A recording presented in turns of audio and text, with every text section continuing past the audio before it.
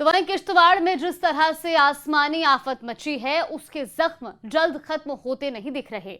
Rescue operation का आज तीसरा दिन है। सेना, एनडीआरएफ और एसडीआरएफ की टीम लगातार रेस्क्यू ऑपरेशन में जुटी हुई है। किश्तवाड़ में 14 अगस्त को दोपहर के बाद वक्त बदला और बादल फटा।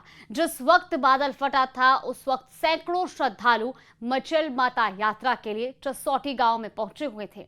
मचैल माता यात्रा का ये पहला पड़ाव है और बादल फटने के बाद वहां श्रद्धालुओं की बसें, टेंट, लंगर और कई दुकानें थी। सब कुछ बाढ़ में बह गया। कई मकान, रेस्टोरेंट भी पानी के बहाव में बह गए और आज हर तरफ सिर्फ और सिर्फ तबाही के निशान मौजूद हैं, जिससे उभरने में काफी वक्त लग सकता है। फिलहाल ये 4 तस्वीरें भी आपको टीवी स्क्रीन पर दिखा रहे हैं। किश्तवाड़ में तबाही और तबाही के बाद किस तरीके से अब मलबे के नीचे जिंदगियां ढूंढने का काम किया जा रहा है। तीसरी तस्वीर आप देखिए, जहां पर बादल फटने का जो हादसा है वो कितना भयावह था। इन तस्वीरों से आप अंदाजा लगा सकते हैं। हालांकि मौके पर सेना, एनडीआरएफ और एसडीआरएफ की टीम लगातार रेस्क्यू ऑपरेशन में जुटी हुई है। कई लोगों को निकाला गया है तो कई लाशें भी निकाली जा रही है। एक रिपोर्ट देखते हैं।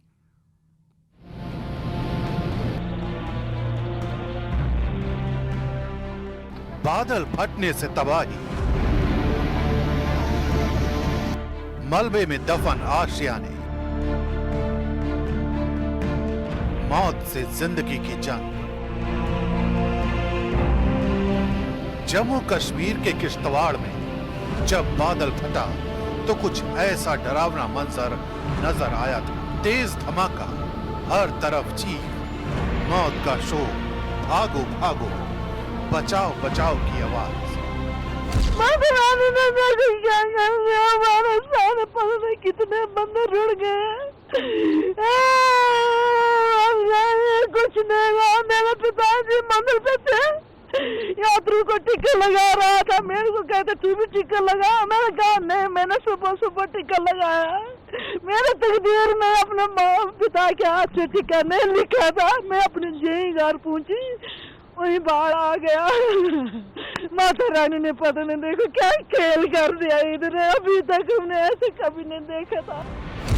किश्तवाड़ में तबाही गुजर चुकी है, बस निशान रह गए हैं तो बर्बादी के। किसी के घर मलबे में समा गए, किसी की पूरी गृहस्थी चौपट हो गई। भारी भरकम पेड़ जड़ से उखड़े नजर आए, मलबे में कई कारें दब गई। बादल फटने के बाद आई बाढ़ और मलबे ने पूरे इलाके को बर्बाद कर दिया। घायल हुए हैं यहाँ पे एनडीआरएफ, एसडीआरएफ, भारतीय सेना, CRPF, Jammu Kashmir police, fire and emergency services की टीमें लगी हुई हैं और यहाँ आप देख सकते हैं उन लोगों को ढूंढा जा रहा है जो अभी मिसिंग हैं।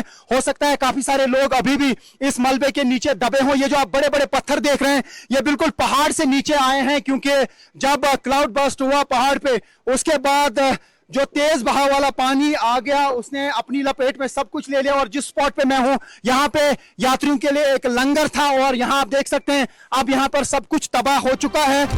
किश्तवाड़ में कुदरत का ये कहर तब बरपा जब सैकड़ों श्रद्धालु मचैल माता के दर्शन के लिए किश्तवाड़ में चसौटी गांव पहुंचे थे। बर्बाद हो चुकी ये जगह यात्रा की पहली मंजिल थी। श्रद्धालु यहीं रुके थे, तभी दुर्भाग्य से बादल फट गया और ऊपर पहाड़ों से पानी और मलबे के साथ बड़े बड़े पत्थर नीचे आ गए।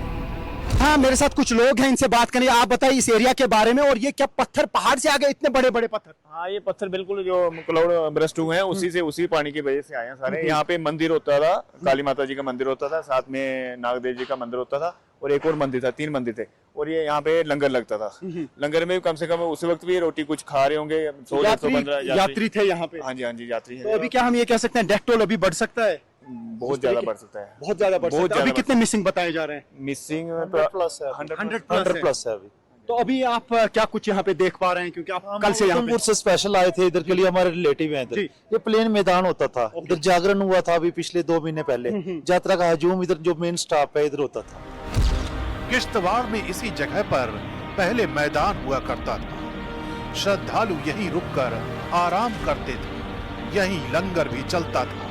लेकिन बादल फटने के बाद आई तबाही ने सब कुछ ली लिया। जो भी सैलाब की चपेट में आया वो मलबे में दफन हो गया। यहाँ श्रद्धालुओं की बसें, टेंट, लंगर और कई दुकानें थी, सभी बाढ़ के साथ आए मलबे में बह गए। इन पत्थरों को हटाने की, हालांकि ये कोई आसान काम नहीं है, इतने बड़े बड़े पत्थर हटाने पड़ेंगे और उसके बाद पता चल पाएगा क्या इन पत्थरों के नीचे कोई फंसा हुआ है जिसको निकाला जा सके। ये देखिए आप, अभी यही प्रयास किए जा रहे हैं कि किस तरीके से इस इतने सारे मलबे को हटाया जा सके। सारे पत्थर जो है ये पहाड़ से नीचे आए हैं, यानी पूरा चट्टान जो है वो नीचे आ गया है क्योंकि तेज बहाव वाला पानी था और यात्रा जारी थी।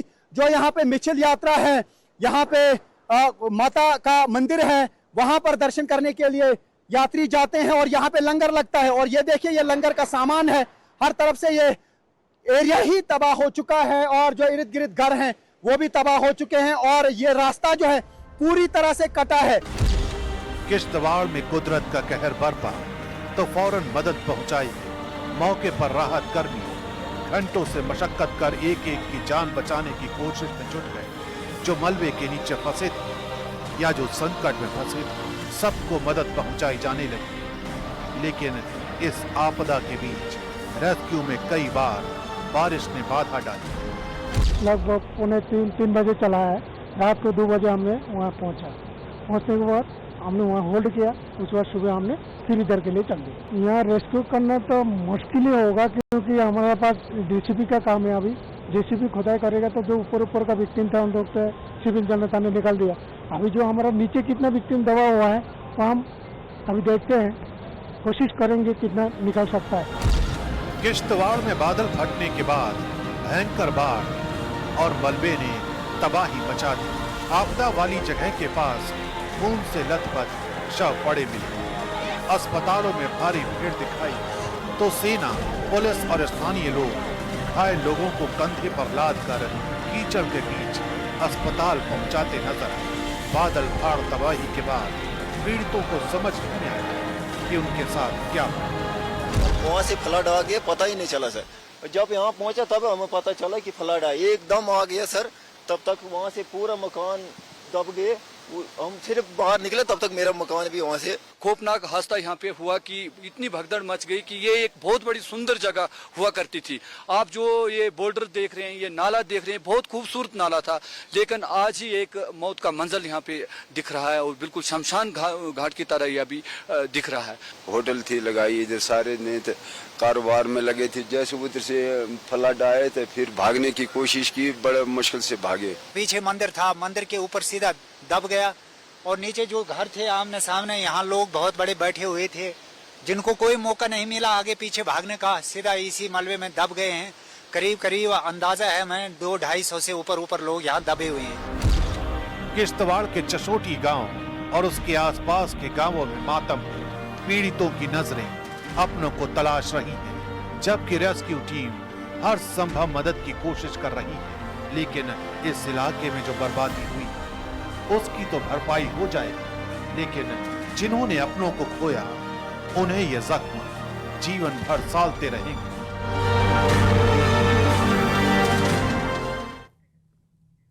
स्वतंत्रता दिवस के मौके पर लाल किले की प्राचीर से प्रधानमंत्री नरेंद्र मोदी ने देश को एक नया संदेश दिया।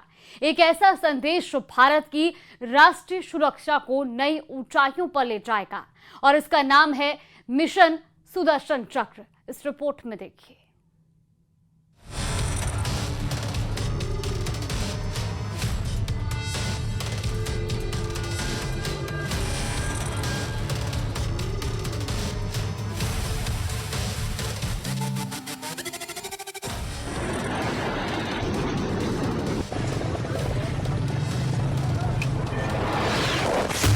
देश को सुरक्षित रखने के जो प्रयास पिछले 10 साल में हुए हैं, उस ताकत का परिणाम था कि उनके हर हमले को हमारे जाबाजों ने और हमारी टेक्नोलॉजी ने तिनके की तरह बिखेर दी। मिशन सुदर्शन चक्र सिर्फ रक्षा नहीं बल्कि आक्रामक रणनीति का भी प्रतीक है। पीएम मोदी ने कहा कि 2035 तक भारत की राष्ट्रीय सुरक्षा को अभेद्य कवच में तब्दील किया जाएगा। अहम स्थानों को सुदर्शन चक्र से लैस किया जाएगा, जो दुश्मनों के लिए अभेद्य दीवार बनाकर उभरेगा।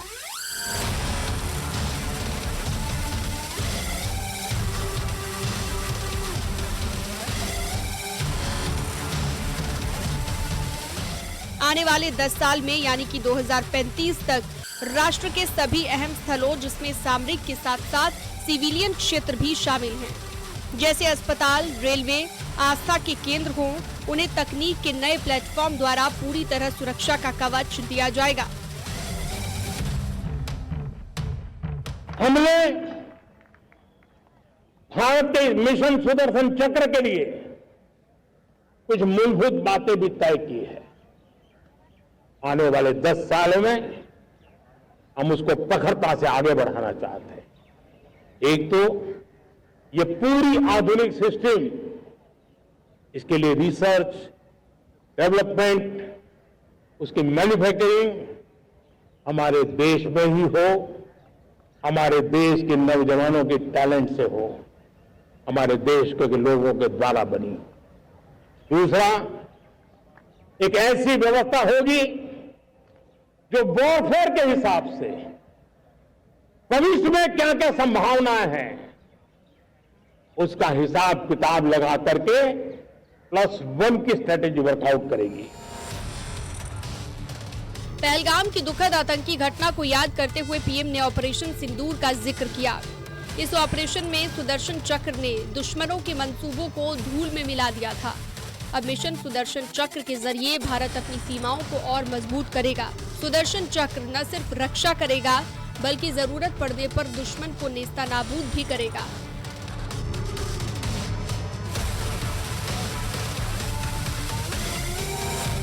अब देश सुदर्शन चक्र मिशन लॉन्च करेगा।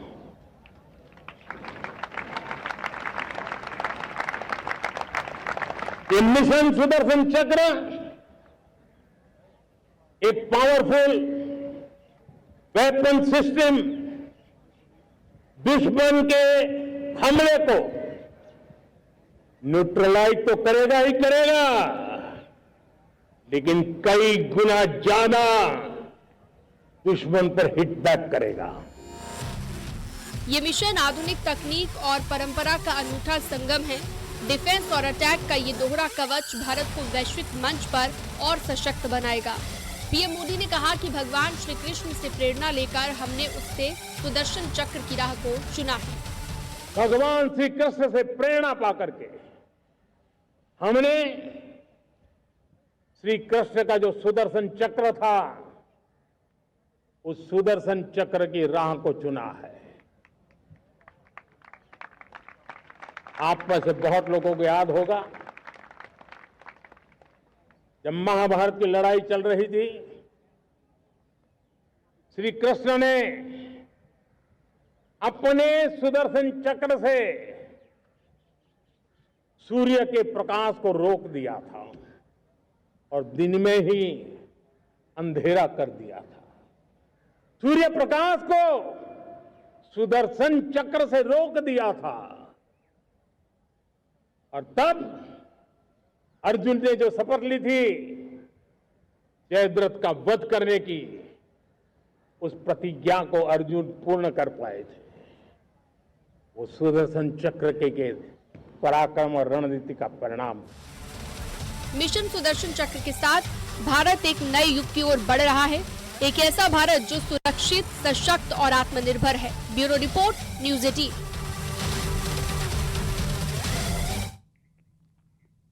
स्वतंत्रता दिवस पर लाल किले की प्राचीर से प्रधानमंत्री नरेंद्र मोदी ने भारत की सैन्य ताकत को नई ऊंचाई दी।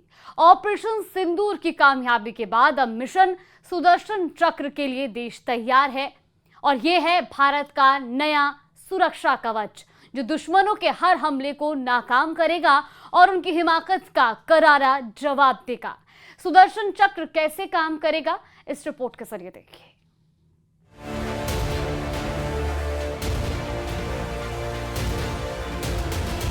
ऑपरेशन सिंदूर में भारत ने पाकिस्तान के आतंकी और सैन्य अड्डों को ध्वस्त कर दुनिया को अपनी ताकत दिखाई। S-400, पिनाका और आकाश मिसाइल सिस्टम ने दुश्मन की मिसाइलों को हवा में ही बेकार कर दिया। अब मिशन सुदर्शन चक्र इस सुरक्षा कवच को और ज्यादा मजबूत करेगा, वो भी पूरी तरह स्वदेशी तकनीक के साथ। जब युद्ध के मैदान में टेक्नोलॉजी का विस्तार हो रहा है, टेक्नोलॉजी हावी हो रही है, तब राष्ट्र की रक्षा के लिए, देश के नागरिकों की सुरक्षा के लिए हमें भी, हमने जो आज महारत पाई है वो महारत का और विस्तार करने की जरूरत है। हमने आज जो महारत पाई है उसको लगातार अपग्रेड करते रहने की आवश्यकता है। और इसलिए साथियों, मैंने एक संकल्प लिया है, मुझे आपके आशीर्वाद चाहिए। पावरफुल वेपन सिस्टम होगा, दुश्मन के हमले को नाकाम करेगा, कई गुना ज्यादा हिट बैक भी करेगा। मिशन सुदर्शन चक्र के लिए कुछ मानक तय किए गए हैं। ये पूरा आधुनिक सिस्टम देश में बना होगा।